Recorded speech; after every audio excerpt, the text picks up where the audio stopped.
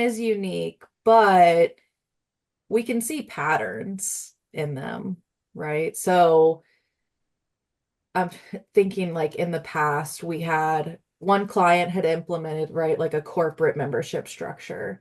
We had another client that was thinking about doing that, but wasn't sure how to approach it. So we could look at how our other associations who do organization memberships do it. And even though they may do it differently, we could present those options and try to help the new client figure out what's the best way to approach it, what would work for them. Mhm. And if it's exactly how one of the other ones did it, great. Oh, great. If they That's a needed to bonus. change up a certain step or something, we definitely can help them do that. I think one thing that helps me be the best translator I Mm-hmm. can be is that I've been on both sides.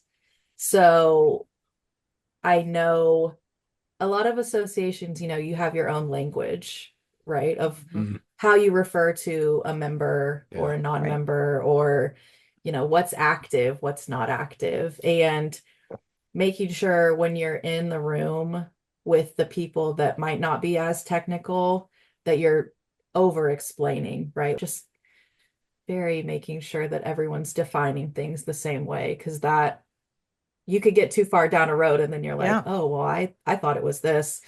So definitely that. It does get tricky with vendors. It's like again the kind of data diction. You almost need a data dictionary for Mm-hmm. Mhm. any vendors that you're working with especially things like tags, groups. Some of those things are interchangeable. Some of them mean totally different things to different people. Um, so I don't know. I try whenever I'm talking to anybody. If I had no idea what I was talking about, would I know what I'm talking about? Mm. So anything that's, writing a stored procedure, figuring out how to make things work, or just for any puzzly things.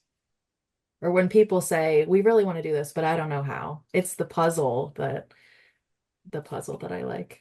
Well, you led off saying that too. Like you're like I like puzzles and figuring things out. One round, two rounds. Yep. Okay, we're on the fifth round of QA. Like, let's do it.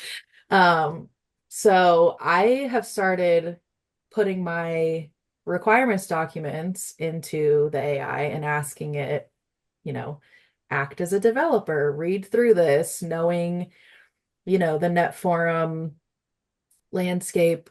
Could you take this document and build? What follow-up questions would you have? What Mhm. assumptions would you have to Oh, that's make? smart. Yep. Don't make any assumptions. Like, interview me. But I really like asking the AI to interview me. The biggest piece of advice with AI that I've heard is that to treat it like a coworker, Yeah. not to treat it like a computer, right? Like, have a conversation with it and let it know you're there to answer questions so that it doesn't hallucinate and make assumptions. And then once I have a good requirements document, I'll put it back in and I'll ask it to kind of go line by line with the requirements and generate the test cases and the UAT so that I don't so that I don't have to do that. I'm racing.